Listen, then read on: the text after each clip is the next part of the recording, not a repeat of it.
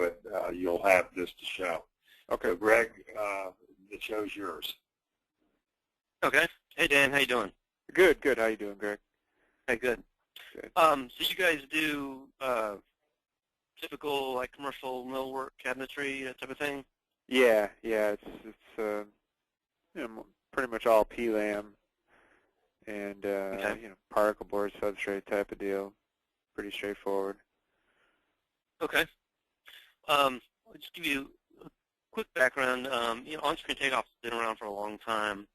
It was set up as a takeoff program for the construction industry. So, you know, they have it set up for doing tile and carpet and framing and concrete and roofing and pretty much everything except what we did. And they also have a bid program, too, that works along with it. And we looked at it, and it really didn't do a very good job of covering cabinetry and millwork, really because our stuff is so, I guess, complex, if you will. Yeah. You know, we can, it's pretty easy to write a program that says, all right, you know, what's your product, how much does it cost, and how much are there, or how many of them are there. But with us, we have a product like let's just say a two-door, one-drawer base cabinet is our product. Well, like you said, if it's just a melamine box with laminate doors, you know, it might be, I don't know, $250. But if it's a cherry cabinet with raised panel doors and dovetail drawer boxes and undermount soft close slides and soft close everything, Right. you know, now all of a sudden that same product is $1,000 because, you know, it's a face frame or whatever. Maybe it's a beaded inset. So one of the things we did was we took and made a woodworking library to make the takeoff process fast. And then I basically designed a spreadsheet to link to it that takes the data from here, and then we can apply specifications. So you can, you know, even with laminate cabinets, you know how it is nowadays. They got laminate with prices that are, you know, used to be pretty standard, but now, you know, you may have one laminate that's $1.50 a square foot, and another one that's, you know, $5 or $6 a square foot. Right. And so, you know, you're spending $400 on a sheet of laminate. It's a lot different than, you know, spending $75. So, it's for us, it's important to put in, you know, basically specifications, how we're building it, what materials we're using, to further identify that. So.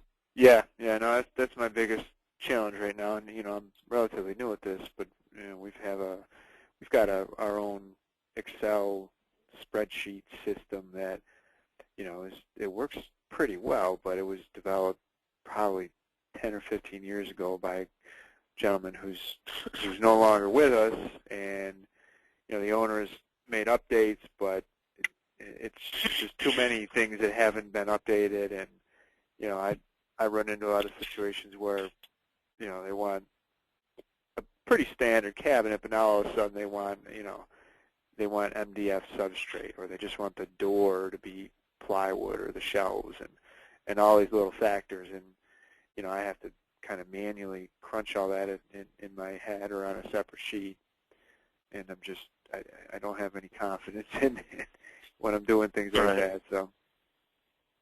Okay. Have you looked at on-screen takeoff before? Or, yeah. Now, are you talking one by On Center? Yeah. Yes. So I had them. I did a demo with them. It was a week or two ago. Okay. Where they took me through and showed me their software and the quick bid, I think it's called. Right. That goes along with it. So is what you're showing me then something completely different? Well, half of it's the same, but it's we've pretty much set it up for woodworking. Okay. And you know, basically what you do, and then we essentially found that the quick bid didn't really do what I was talking about before, as far as being able to deal with all the variations in our products. Yeah. So the on-screen takeoff part of it, it's the same program. Okay. It's just sort of a customized library. Got it. Which is really pretty easy to do. So, so if you've already basically seen it, let me kind of, I'll sort of focus it on what we've done with the program and how we sort of addressed. you just remember to have talked to, like in our industry, we all sort of have the same struggles. So, Yeah. you know, how to do the takeoff and how to. When you generally do your takeoff and pricing, do you do individual cabinets or do you do like a linear foot pricing? No, everything's individual. Okay. Yeah. The only time, the only time we do linear foot is if it's some sort of a reception desk or something like that. Okay, and probably stuff like trim and. Yeah, we actually generally try. At this point, we're avoiding trim. We just stick to the casework and countertops essentially. Yeah. But that could change. I'm hearing from more and more GCs that they want, they want the millwork guys to do everything. So that could change down the road. Okay. Well, with casework, and I've always been kind of an individual cabinet person, and as a matter of fact, the spreadsheet I wrote for pricing is all based on individual cabinets because I want to calculate all the parts for a cabinet, the number of sides, shelves, stretchers, the square footage of materials, the labor that goes into making each cabinet. So when people start talking about, well, I just charge per linear foot of cabinet, I'm like, well, that's how can you do it that way? Right. But I did come up with a way to do a takeoff with linear foot and then convert it to individual cabinets. We can also do the takeoff in individual cabinets, which is really, the takeoff part is easy. What gets complicated about that is the library gets really big. Because here I have a product called a two-door base cabinet. If you do individual cabinets, you kind of need a two-door base with, all different sizes.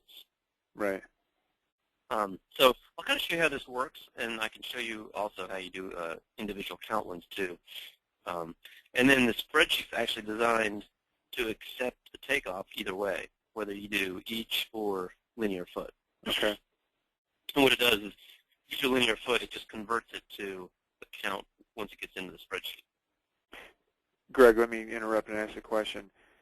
In order to use your spreadsheet, do you have to use the OST, or can the spreadsheet be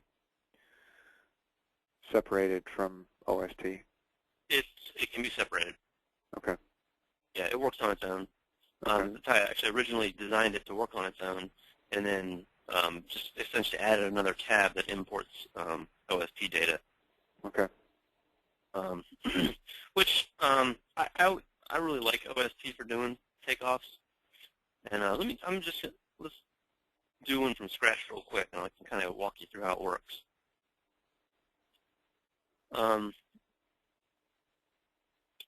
Let's start a new bid here, and we'll call it I don't know. We'll call this Dan Demo. How about that? Okay. And I have I'm gonna select the folder with the images.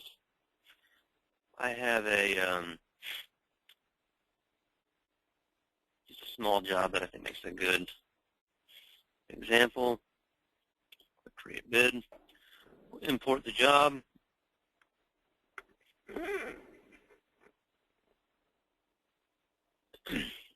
And so I just imported these plans. One of the first things I do, well, you can see this came in upside down. And if you've ever dealt with just everything nowadays, is you're looking at PDF files. Right. And sometimes you'll get one PDF file and it'll have 200 pages in it, and sometimes you'll get 200 separate files, each with one page. Right. Well, on-screen takeoff really doesn't care. It'll bring, either way, it's going to bring all 200 pages. And if there are 200 separate files and they're all upside down, you can go image, adjust. You can rotate them 180 degrees and apply to all pages. So they all get flipped at once no matter how the file format's set up. Okay. In this particular case, it was one file name with 11 pages in it. The only downside of that is it doesn't know what to call each page except for the name of the file and then 1 through 11. So what I like to do is, actually you'll notice when I switch pages, it's kind of slow. So if you click this image button and convert the image to a TIFF file, it runs a lot faster. So it takes it a minute to do that, but then the program moves real fast. Okay. So it's worth it. But I think with any job, you always have to do sort of the, flip through the plans and kind of get an idea of what the job's about, whether it's something you're even interested in. Is it huge? Is it small? Is it, Right. what's the general scope? And so I kind of like to flip through it. And as I do that, I kind of do some setup stuff to where when I do go start the bid, the takeoff process, it's already set up. So one of the things I'll do is, now that it's done converting, if I right-click and rename page, and I can call this, I'll just call it notes. And then I'll click to the next page and see that this is schedules. So we'll click rename. We'll call this schedules. And then I'll click to the next page. You'll notice it's clicking through pages a lot faster now. Right. This is the demolition plan. I'm really not even concerned about that. I'm going to skip it. The construction plan. This, if we zoom in here, you'll see there's some couple rooms of cabinets. So I'm going to rename this one, and we'll just call this floor plan. We'll go to the next page. Demolition lighting. Not concerned. Lighting plan, I might check it to see if there's wood or laminate on the ceiling, but there's not, so we'll skip it. The furniture plan, don't care about that one. The finish plan, this one actually does tell me where it gets trim and stuff, so I'll rename that. And then we get to the stuff I'm interested in here. I'll call this, I'm just going to give it the page number, A400. Let's say that this is elevations. Go to the next page, and there's not much here. We'll call this A401 sections. And I believe that's the last page in this. So I just went through pretty quick, and I got an idea of, hey, this looks like a small job, a couple elevations of cabinets, that's about it. If I look at my list of sheets, you'll notice I renamed some of them and some I skipped. Right. I click on this cover sheet button. This kind of shows me all about the job and all the sheets in the job. One thing I like to do here is go through all the sheets that I decided I didn't care about. I'm going to highlight all of them and just hit X to delete them. Hit yes to all. And so if this was a set of plans that had 200 pages, I might only want 15 of them. Right. I mean, just get rid of all the structural plans and the HVAC plans and the stuff that I'm not interested in. So this is pretty easy to do.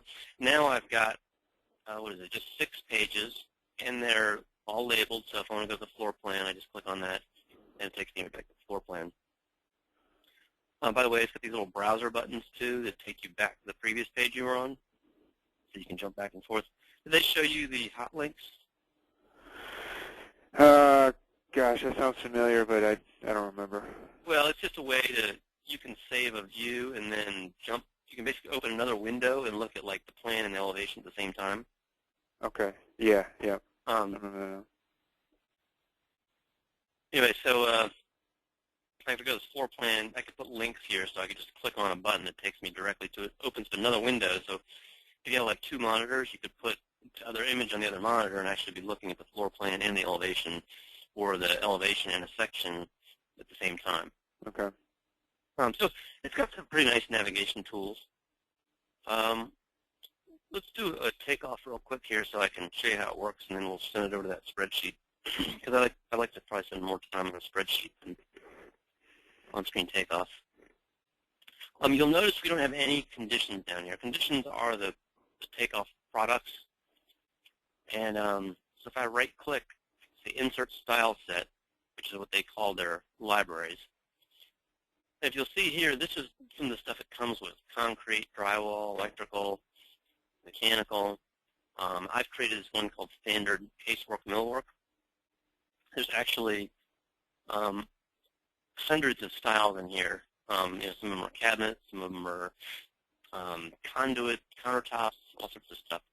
So you can have multiple libraries. You can make, some people might do entry doors, or maybe we'll have a separate one for trim and millwork.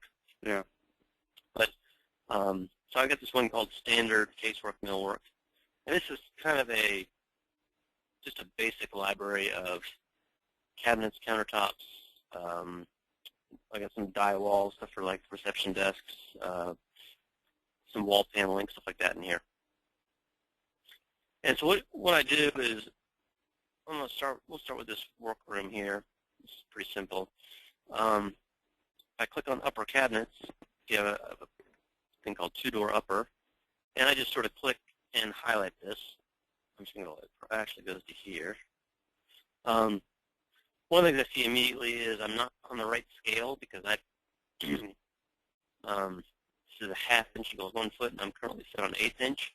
Okay. And you'll see when I switch this to half that my highlighter will now match the size of the cabinets. Just one of the ways it gives me quick feedback. So let's click a 1-door upper. And this one's actually not the same height either, so I need to open it up and look at it. There's a couple things. The height of the cabinet, you can put whatever you want. This one's 30 inches. The thickness is the thickness of the highlighter. This one's set to 12 inches, and probably the reason is because if you're doing it on a floor plan, you might want that highlighter to show up as 12 inches, not like I'm doing the elevation here. Right. By the way, you can do it either way. I like to do the cabinets on the elevation and the countertops and trim on the floor plan. Let's do some base cabinets here. We're just going to run this all the way across. You know, just about every job, no matter how good our library is, you're always going to come up with stuff that's not in the library. It's really easy to create new conditions on the fly. Okay. And when we put it in the spreadsheet, the only thing is the spreadsheet's going to say, hey, wait a second, I don't recognize this. What is it? So you have to define it and say, oh, this is this, and this is how much it costs. But we need to do that because you know how it is. As architects always come up with something crazy. Yeah, yeah. So here I've got the same thing. I've got another two-door upper, but it's a different height. So I'm just going to show you how to make another one really quick. The easiest way is to find something that's similar and copy it. Take a little button down here for duplicate. And now you'll see I've got two-door upper actually listed twice. So I'm going to open up this one I just created, and we'll change the name of it. We'll just say dash height equals 1'10", which is 22 inches. Actually, I don't want a dash now. I'm just going to put h equals 22. Everything else is the same. Oh, well, although it's different height. So let's, instead of 30 inches, let's change this to 22 and 22. And now when I highlight this cabinet, you'll see that the height is right. Yeah. The base cabinet, looks like we got some more two-door base cabinets. Got that one, and another one over here. And this is a sink base. Look at my sink cabinets. Let's do this two-door sink with false front. And if you can't, you can read it off. You can see as I'm doing this takeoff, it's tallying the results here. It's also putting them on this takeoff tab. So it's got a list of everything I got going on. Another thing I like to do is I generally do the bids by area or room. So I want to set up some rooms. You'll see right now I have a little area button here, and there's the only thing there is one called unassigned, which is where it puts everything unless you create some. Click this little button next to it. It says show bid area. And we'll create some areas. So this, let's see, what is this? This is we'll call this pantry 412. And the other one was workroom 411. We can zoom out here too so we can see them all. So I'll say new workroom 411. And we'll just do 2 for now. And if I click one of these, like this workroom, and say select, you'll notice everything goes gray. However, it'll still let me select them. So what I like to do is I actually do all my highlighting first, and then I set up the rooms, and then I just window the whole room. Put the window around it. To select it, I right-click and say assign to current area. and then we'll go to the pantry. You'll notice now that the workroom's bold, pantry's not, and unassigned is bold. That just tells me that there's stuff assigned to that area. So I'll click pantry. We'll highlight those. And assign to current area. And now that should be everything. So now unassigned is no longer bold, and I just have these two areas. If I click on the takeoff tab now they'll be divided in my two rooms and tell me what I've got in each room. So let's go back to the image here. A couple other things that I want to do, let me zoom in on this pantry, is one of the questions I get a lot is how to handle finished ends, Right. and stuff like we got some locks in here. Maybe you have like hanging files, stuff like that. Generally, the cabinet description, a two-door upper or a two-door sink base with false front, that pretty much tells me, what we need to build, all the different parts needed. I really don't like to have a finished end associated with the cabinet because then you have to have, not only a different size for each cabinet, but for each size you need to have one with the left finished end, one with the right finished end, one with both finished ends. So I generally treat finished ends as a separate product. I think I have it under miscellaneous. Got one here just called upper finished end, and I can just sort of, I find it's easier to do on a takeoff too. They just sort of click where I've got one. So base finished end would be here. Maybe we want to finish end on each side of this dishwasher, and we'll do it at the refrigerator too. And same with locks. So click on locks to see there's a lock here and there's a lock here. Now these are count conditions, so you just point and click. I've got some people that do it with hardware, although I have my program set up to where every door and drawer each get hardware associated with them. So Okay. That's not necessary. But I've got some people that actually like to do a count of doors and drawers and stuff like that. And if that's how you price things, that's really easy to set up too. Let me move over to, this doesn't have any finished ends. Let's go over to the workroom, and looks like it's got a couple of locks, so we'll put those in. And then we'll go to the floor plan, and we'll do some countertops real quick. So let's see here.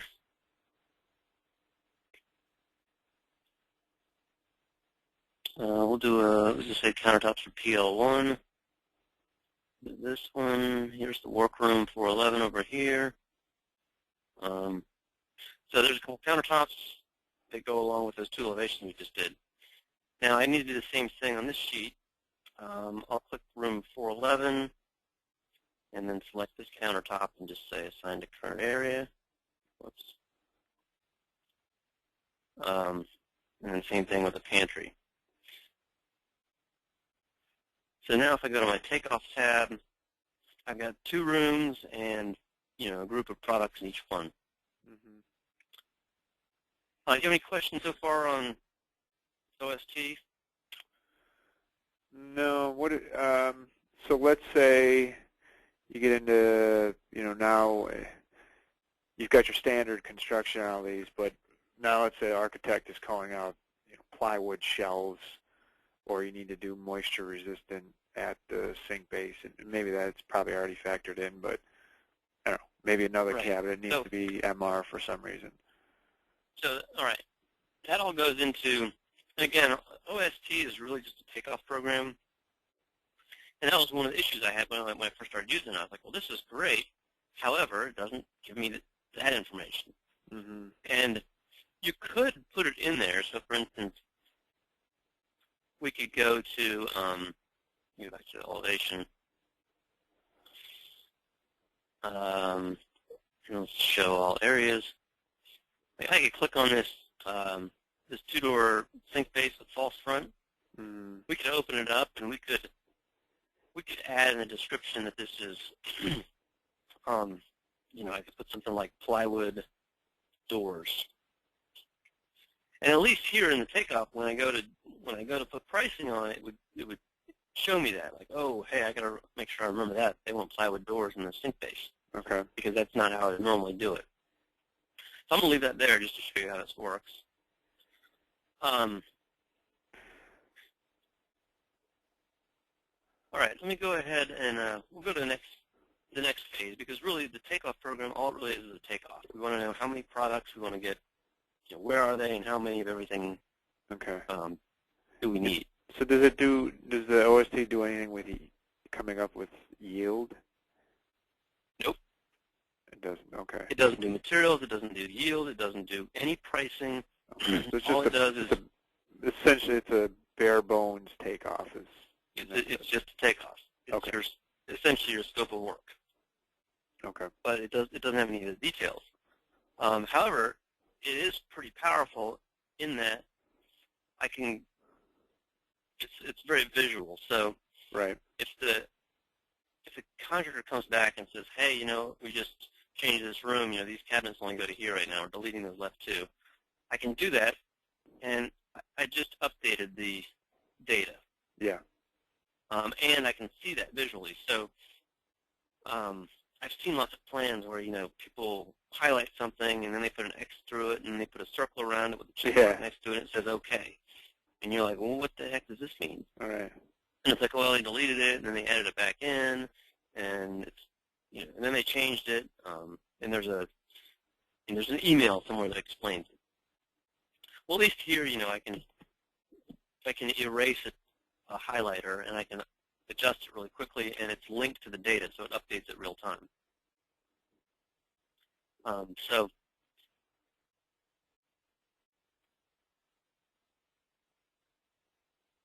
all right, so let's say I have this data. The next step is to get it into the spreadsheet, is we export this. So I'm going to click on File, Export, Takeoff File, and that's going to create a CSV of this data right here. And we'll call this, let's call it Dan. What's today? 6/5? 6? Today is 6, actually. 6. Yeah. Okay. So I just created a CSV file. Now if I go open up Microsoft Excel, do you use spreadsheets a lot? You said you Yeah. Yeah, it's all I use. All right, so I'll click Open. Let me see. I need to go to C, OST. Right now I don't see anything in there, but I need to change this to CSV files. And there you are, Dan66. If I open this up, it's just it's not a real pretty spreadsheet, but it's got all the data in here. Right. This first column is actually the category of the product. This is the product ID number. This one is the product name. And here's that one that we put in that has plywood doors. Here's one where we change the height. The next column is the actual height of the product. And the next column is the area that it's in, and then we get into the quantities. And you can see here I've got some at each, some at linear feet. It also does square feet if you have any need for that. And it can also do multiple results. So like you can do linear feet, but you could also, for like a countertop, if you say it's 25 inches deep, it can figure out square footage. Got it. Or the edge, the amount of edge banding, stuff like that. So anyways, still we don't have any pricing. So let me open up my spreadsheet here. So this is the spreadsheet I wrote, and it's really just kind of a blank template. So if I printed this right now, it would show essentially just a quote that is empty. And you could go through here and just pick, start entering, or pick the drop-down list of products. I'll show you in just a minute. But first, I've got this, a bunch of tabs at the bottom. I've got a tab called OST Data. And so if I go back to my CSV, all I do is highlight this data, hit copy, and just paste it right in here on this screen. And it immediately starts reading these products. And you'll notice these yellow highlighted error ones, that tells me right away that, hey, there's 2 products I didn't find. And as you can probably guess, are the ones that I renamed. Yeah. So this has plywood doors. I bet if I just delete that plywood doors, it now recognizes the product because it's in my library. But so that's just one way I could. This one down here says H equals 22. It didn't recognize that name. So I'm going to go. I've got a products tab down here that has a list of all the products I have. And normally what I'll do is there may be another product that I put in there that I need to price. So you can add them down at the bottom here, job-specific items. Right. But I'm going to go up to the 2-door upper, and I'm going to actually just copy it and insert copied cells. And so now I basically do the same thing. I'm going to create another line, put, what was it, H equals 22. Then I'm going to come over here to my height column and change it to 22. And everything else should be good. And the way this works is, well, I'll come back to how the products work in just a minute. But that should clear the error. So I've now identified all the other products. This red area over here is where it does basically a unit of measure comparison. So, for instance, let's go look at these upper cabinets in the pantry. I have 11 linear feet. Well, it went and looked it up. It's found those products, and it says, well, you price those for the each, not a linear feet. So what it'll do is it will look at the default width of that product. So this one's a 2-door cabinet, so its default width is 32 inches.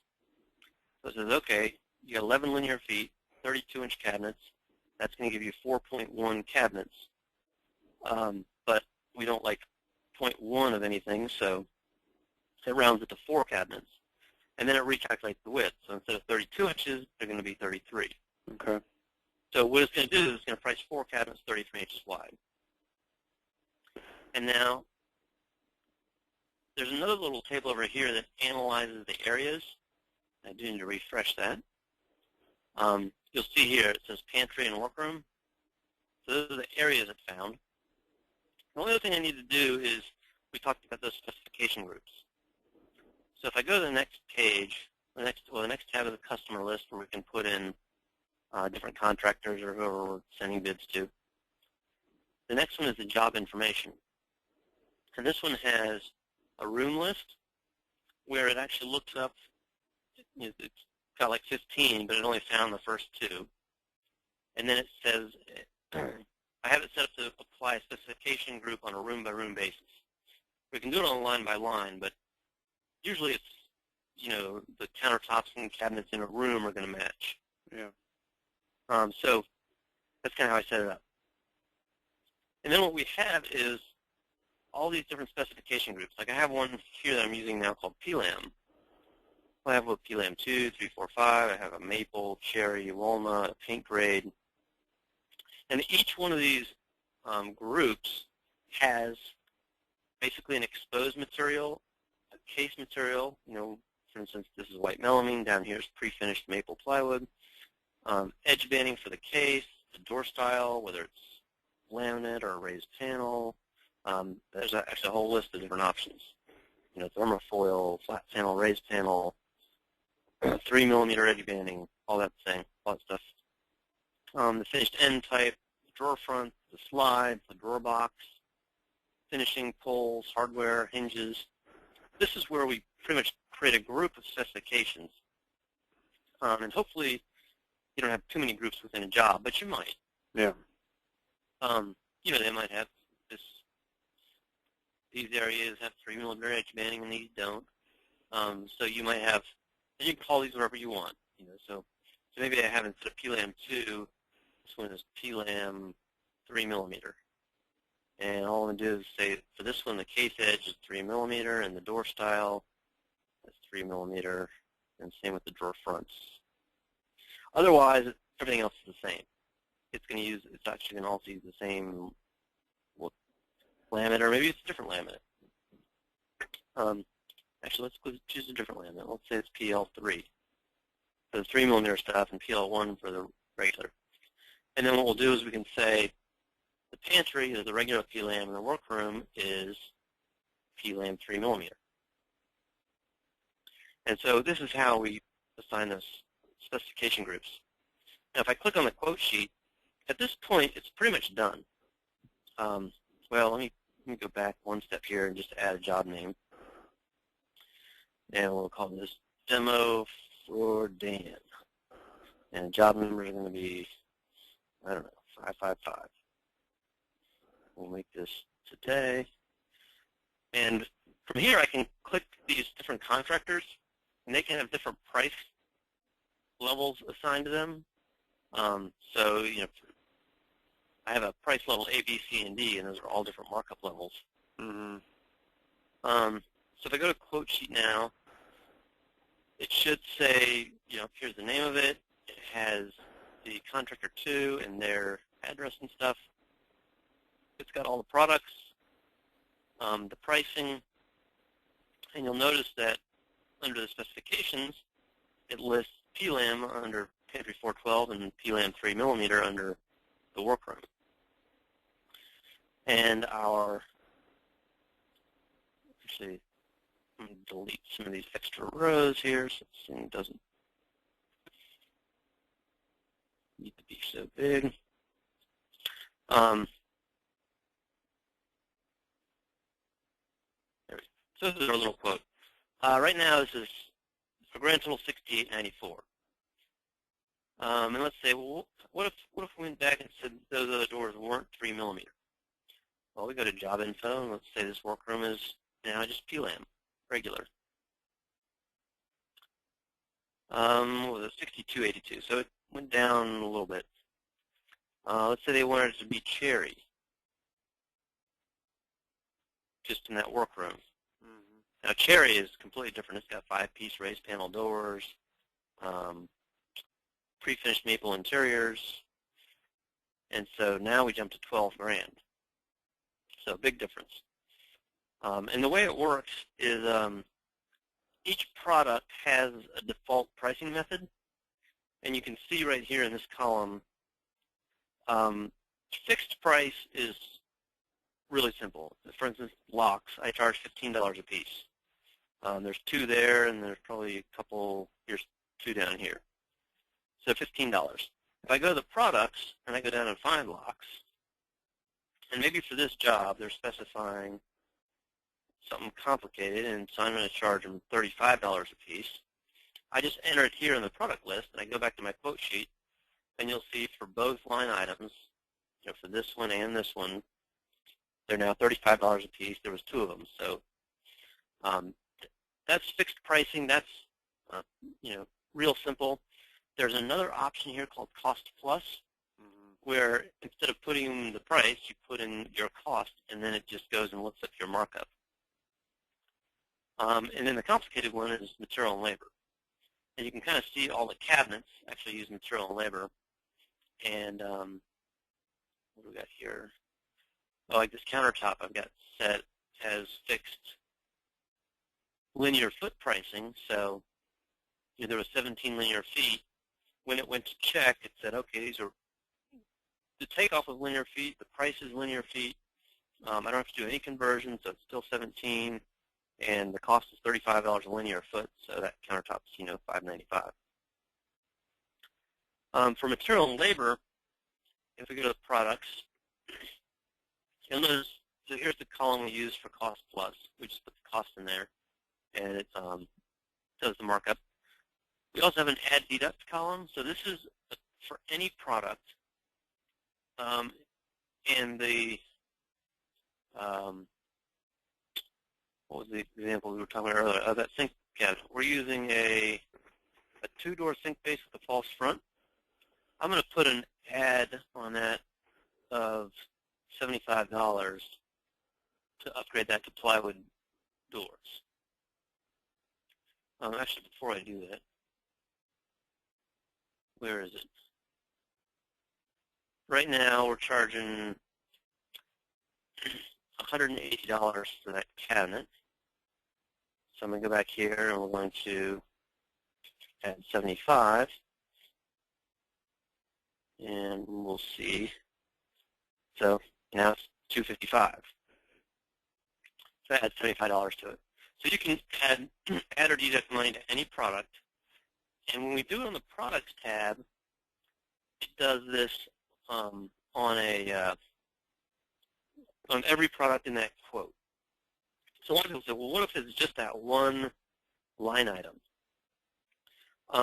We can go over here and adjust anything on a line item basis. As a matter of fact, I could just override the price right here if I wanted to. I could just, type in $300. Okay. Or I've got a column here called Labor Adjust. So material and labor, if, for instance, you've got this cabinet's, it's just a non-standard height. So it's actually going to be less expensive, but you know what? It's more of a pain to build because that's not how I normally do it. I have to make some special setups. So I can take labor and say 1.5. Material's all the same, but I just increased the labor factor on it. So now it's actually more expensive than the 30-inch high one. And that's 1.5 hours, or that's a ratio, or what? That's a multiplier. So if I put in 2, it doubles all the labor. Okay. So it's just a labor multiplier. And then on the products list, so we've got that add deduct. Here's the markup level. So the markup level is done a few different ways. First of all, it looks at the customer, which right now we're using contractor 2, which is a C. We go to contractor 3, they're at D. We go to products, now you'll see all the products are listed as a D. But you might have a product that you say, well, for instance, I like to mark up, I only put 10% on granite. Well, on my casework, I'm going to put 50%. So you could go to stone tops and override, so it doesn't actually look at the customer, it just uses markup A. So you can do it on a customer basis, or on a product level basis, or on a line item basis. Here's that labor adjust. So if you wanted to do a labor adjust for a specific product that applies to all the products in that job, you could do it here. If you wanted to do just one line item, you can do it on the quote sheet. And then we get into what I call the product defaults. So we'll go back up here to like this. Scroll back up to cabinets, like base cabinets. So this just tells, on this particular product, how many adjustable shelves, how many fixed shelves, bottoms, tops. Over here we get into, does it have a toe kick, nailers, stretchers, backs, drawers, doors. A single door, a double door would be like too high. And basically all the defaults for a product.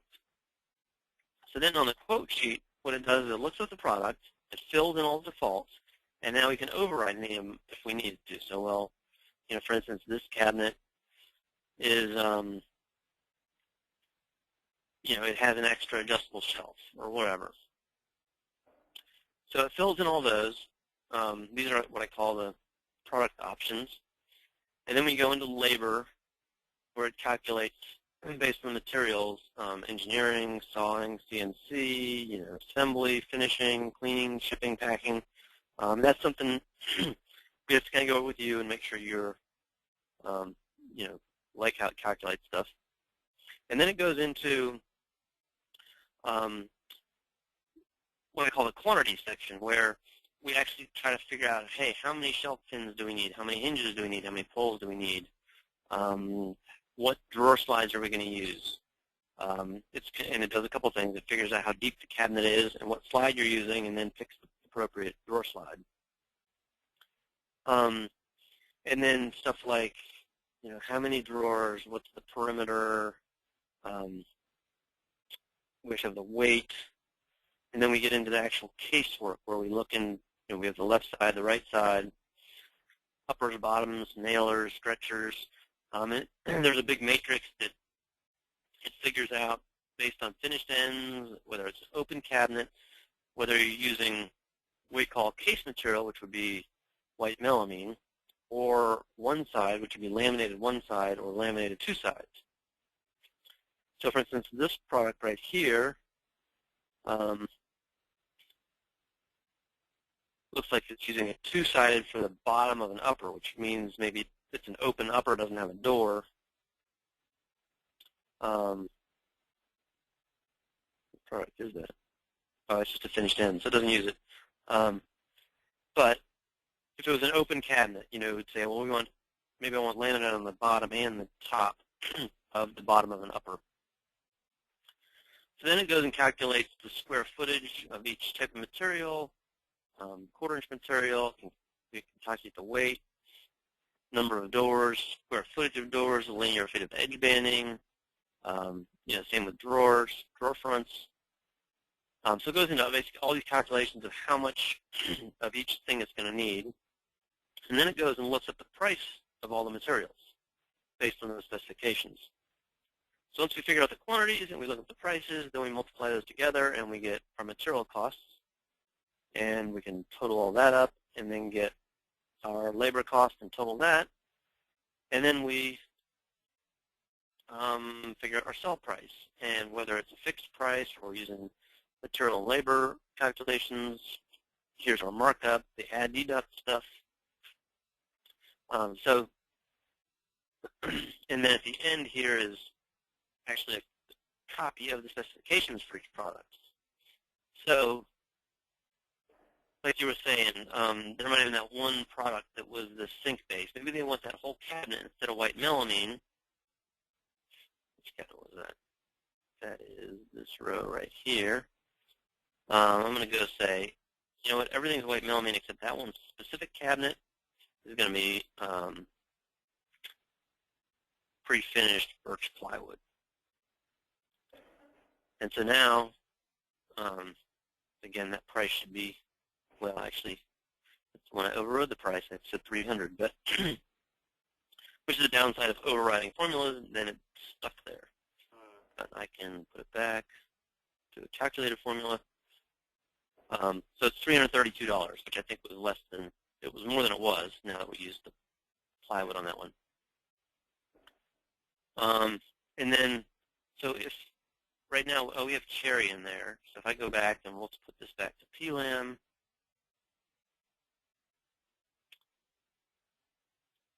And drops our price back down. But this particular cabinet wasn't affected because we already overrode its particular material schedule. Anyway, so there's a lot to this program. There's about 40 different lookup tables that go look up information, such as pricing. There's a whole price list here, which I haven't shown you yet, where we go in and put, oh, by the way, these are the markups for each price level, A, B, C, D. You can put them wherever you want. So you have basically 4 different levels you can use. We put in the cost of our case materials, laminated materials. The idea here is we put in the square footage price for the laminate, and then we have a calculated price for laid up material, whether it's one-sided or two-sided laminated. Edge banding, doors and drawer fronts. And these get a little bit complicated too because I don't know how you guys do it, but I found a lot of companies, if it's a flat door, you know, like a laminate door or a wood veneer door that's made of the same material as the cabinets, they'll cut them out on their machine and use the same material. But if it's like a 5-piece raised panel door or a thermofoil door, they're going to buy it. So anyways, I have it set up to be either you manufacture in-house or it's a buyout. And so if it's manufactured in-house, then it goes and looks up, you know, the laminated material and, you know, the cost of material and the cost of labor to make it. If it's buyout, there's the buyout price, and then you still have some labor, you know, with hanging it and that type of thing. Drawer boxes are the same way. Some people make them. If it's a melamine drawer box, you might make the whole thing. If it's a Bloom Meta box, you might buy it. And if it's Actually, there's a few out there like the I guess it's like the tandem box. There's a few that you basically buy a drawer box, but you still have to make the back and the bottom. So I have a code for bottom and back only, 4 sides and the bottom, or buyout. Hardware, again, here's the drawer slide list where it's got pricing for the type and the length.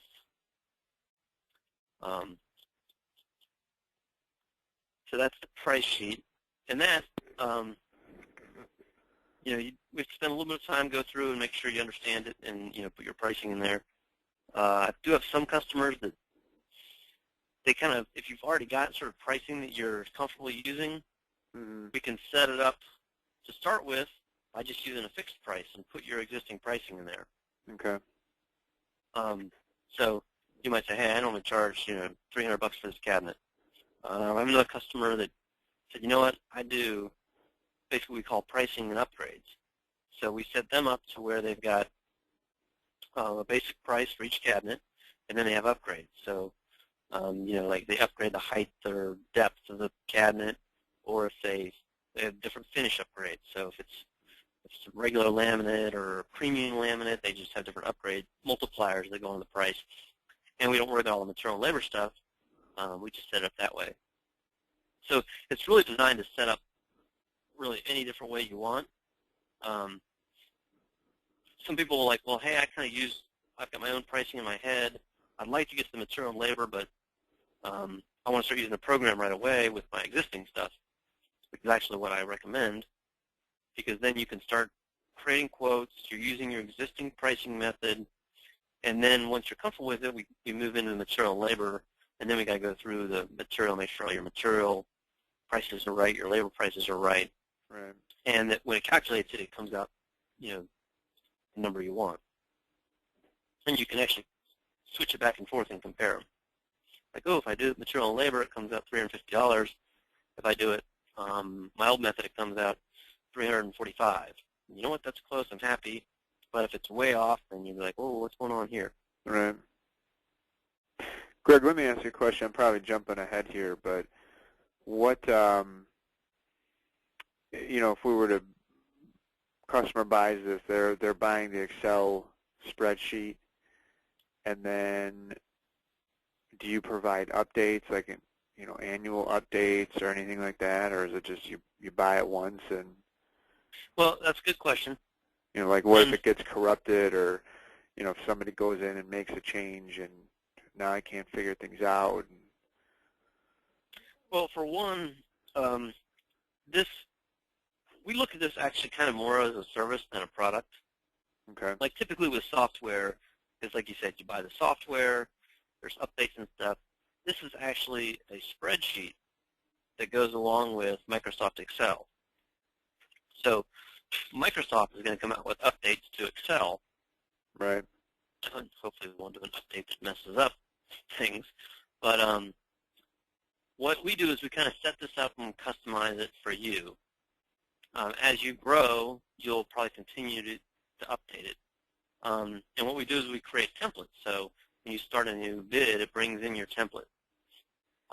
If you make some changes to it and you want to save that back to the template so it comes in next time, if we mess something up, we always want to keep a copy of, a version so we can bring it back. Right. I have had customers that have been using the spreadsheet, call me up a year later and say, hey, I'm trying to do something else with it. And I say, you know what? I actually made some updates over the past year that included exactly what you're talking about. And I said, how many other customizations have you done to it? And they said, oh, hardly any. All I do is put this in. I said, well, let me move you to the latest version. I'll put in your changes, and then you'll have those other features. And so we did that. Okay. So you can provide ongoing support.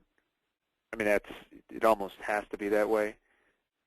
Yeah, and I do. I mean, I've got some people that, probably once a month they'll send me a question. Hey, I'm trying to do this, and I'm not sure why it's coming up with this number. And I can usually look at it and within 5 minutes I can sort of follow the formula trail and be like, oh, I see what's going on. We need to expand this lookup table or something, and I can send it back. Oh, here it is. I fixed it, and this is what I did. And then it might. So it's kind of like I said, it's a service. I work with you. Sometimes they'll come back and say, hey, I just had a guy quit and hired a new guy. I need to do some training.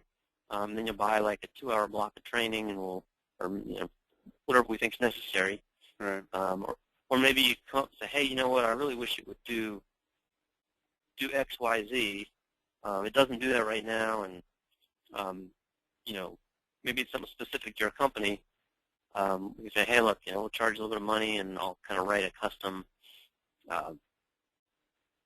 another sheet that does exactly what you want it to do. Mm-hmm.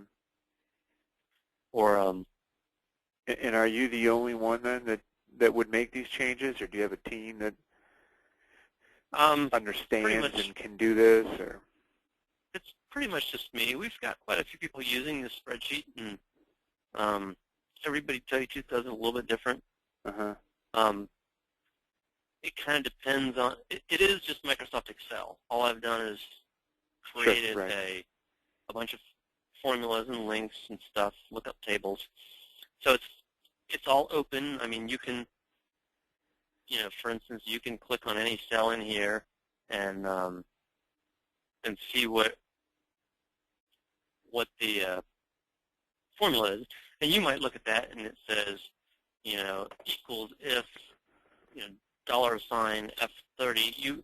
That might be, totally foreign gibberish to you, or you might say, oh, I kind of know what that means, or maybe, I know some of it means, but half of it looks like gibberish. Right. And one of the things, there's a few functions the spreadsheet uses that I teach you. Like, if you're not familiar with what VLOOKUP means, by the time we're done, you will, because I use that a lot. And once you understand that, you're like, oh, you'll see that a lot, and you're like, what's that mean? And all it's doing is it's looking at this cell and then going to a table and finding that value and then returning the value next to it. Okay. And people are like, oh, okay, I get that. It's not as scary as it looks. And so I kind of teach you how to use it, and then some people are like, well, you know what? I just want to keep it simple. I just want to. This is what I charge. I want it to create the quote quick and easily. And by the way, we imported this from Excel, but this blue column, you can just click a drop down and pick a product, and it brings in everything except you need to put the quantity in. It starts with a 1 in the default room. You can say, oh, you know what, that's actually in the next room, and so it will update the spec group. But you can build a quote without OST pretty easily too. Okay.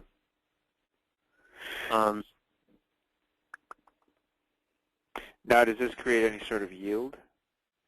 Like, let's say, I mean, we use, yes. We're using the 2020 product line still, and so engineering's ultimately going to create all that. But let's say it's a rush job, and I want to kind of get the ball rolling.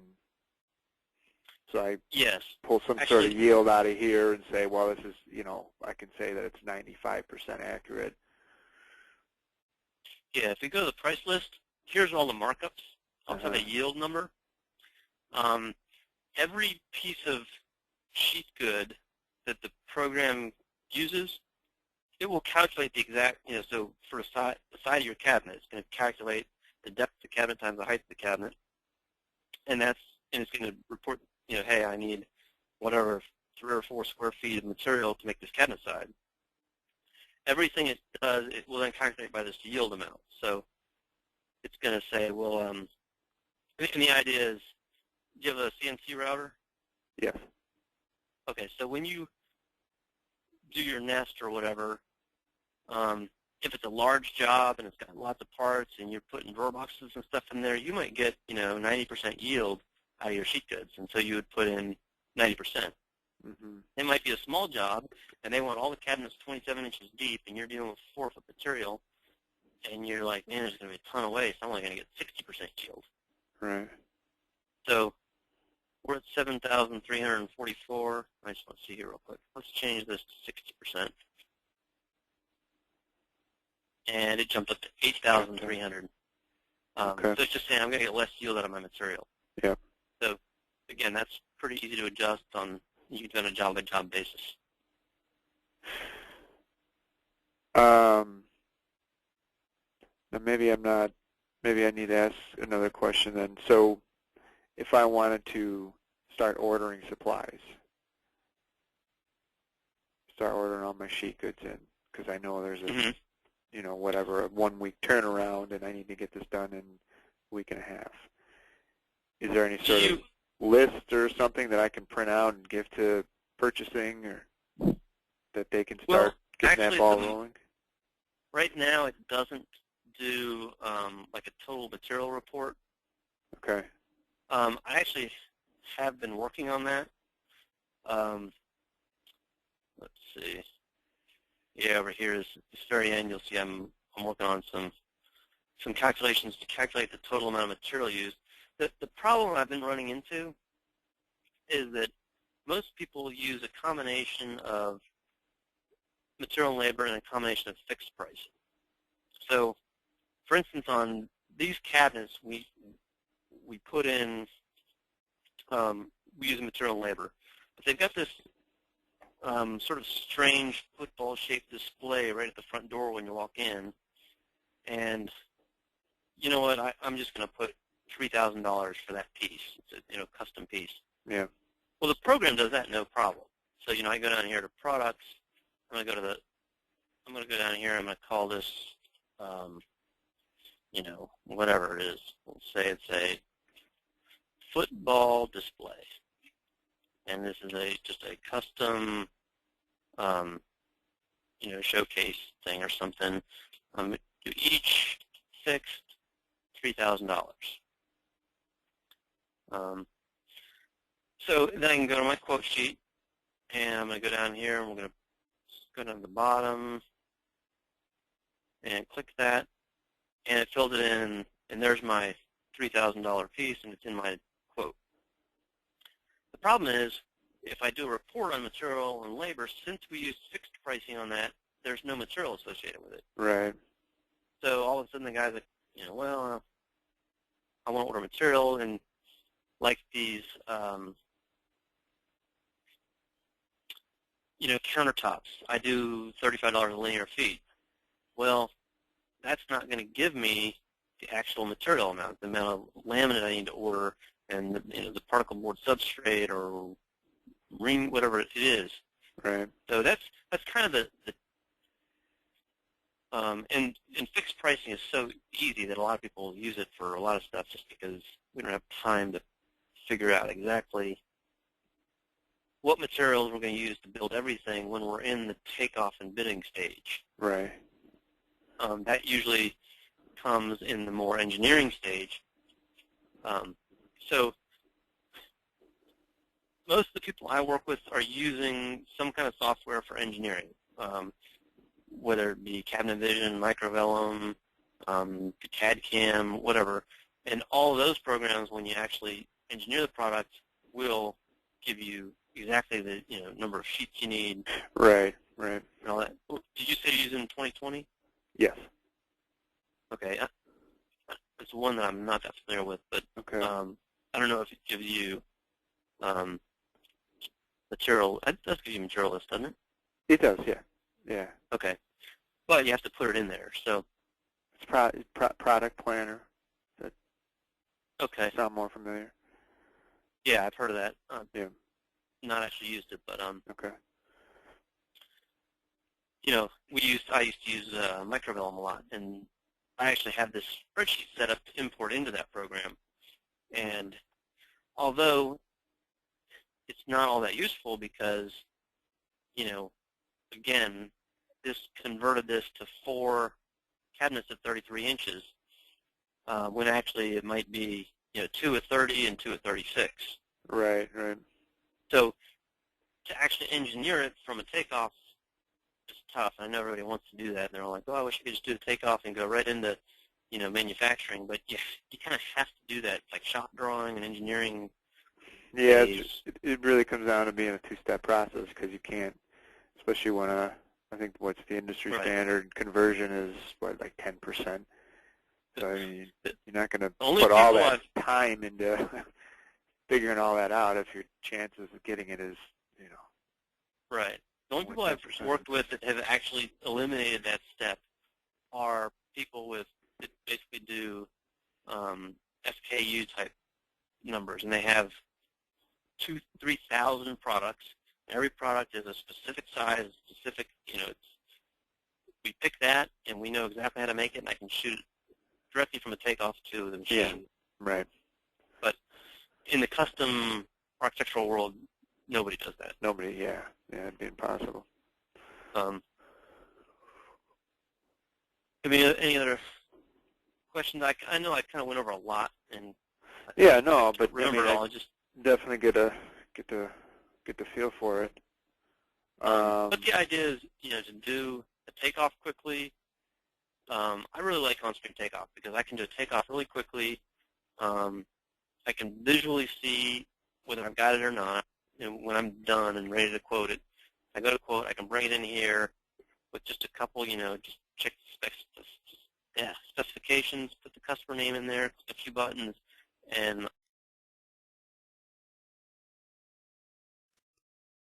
have to be looking at a computer screen. It's yeah. After a day of looking at a screen, my eyes feel like they're about to pop out. But that that could be a number of different things.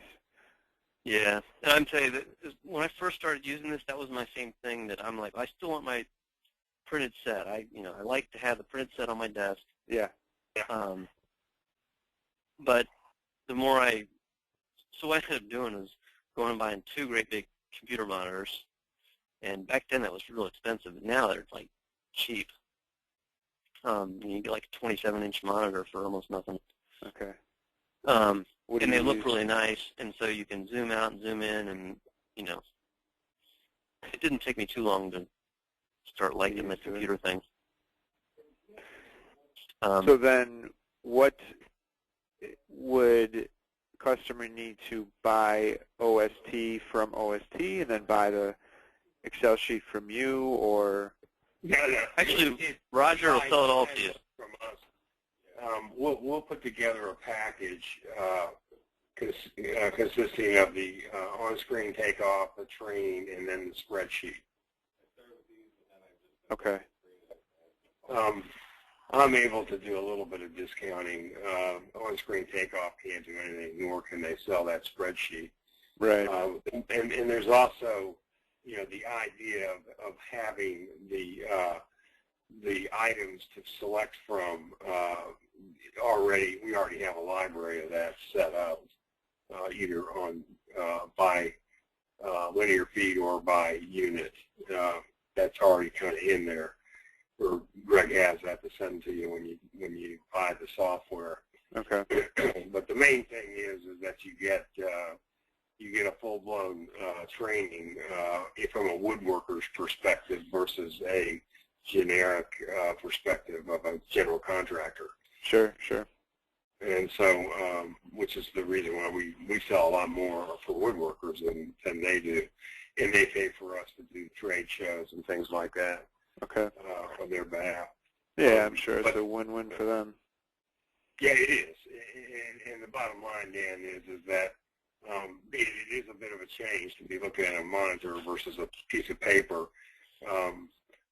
The reports back is that you normally can get 3 times more takeoff data off of the screen than you can by doing it manually with the paper.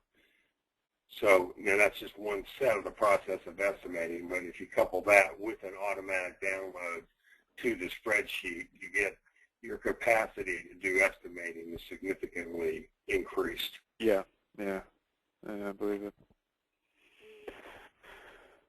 All right, well, I don't have any questions at this point, and as I was explaining to Roger, Greg, I'm just kind of out there just seeing what's out there, and right. we're a small shop, and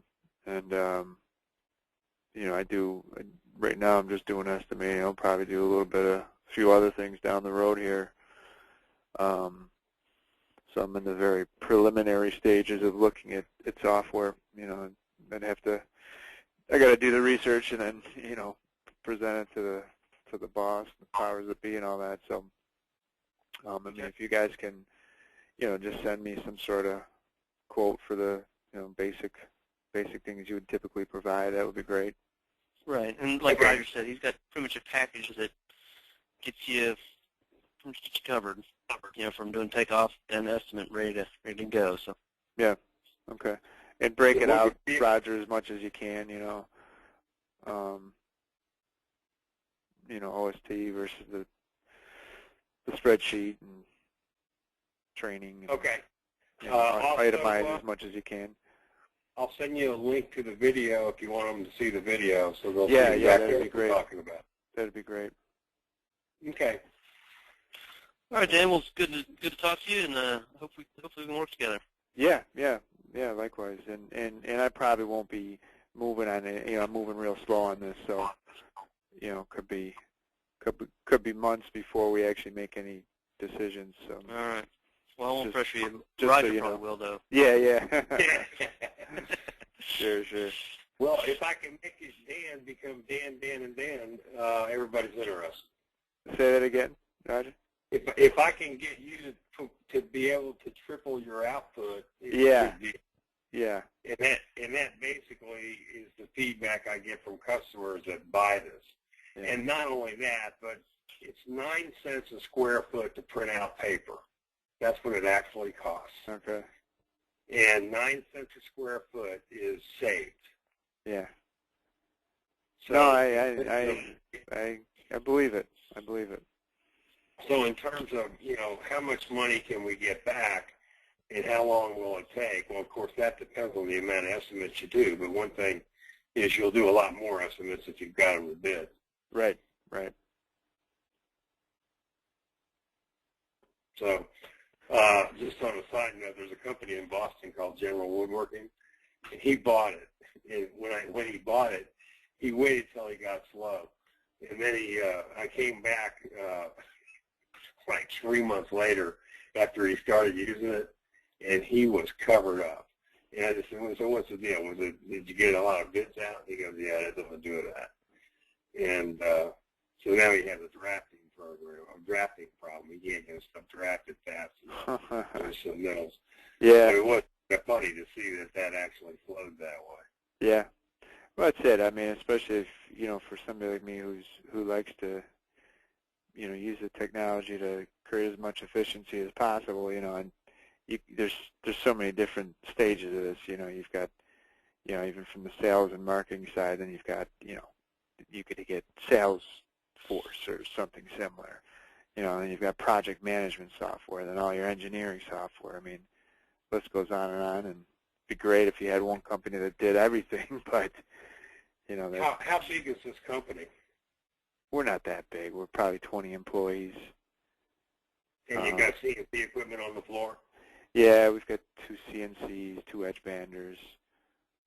Okay. So, equipment-wise, I'd say we're in the front end, Yeah. Okay. Well, I'll get you your information. Put this on put it up there on YouTube, and you'll be able to watch it. And where you guys are located near Buffalo, aren't you? Yeah, about an hour east in Rochester.